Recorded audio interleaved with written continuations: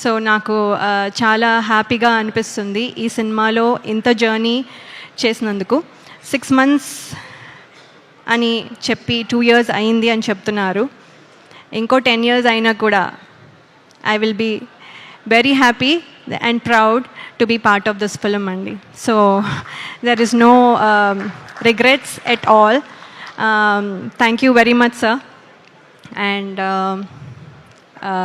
alage ee సినిమాలో act చేసిన ప్రతి ఆర్టిస్ట్ వాళ్ళతో ఒక special journey for almost 80 to 90 days అనుకోండి we traveled.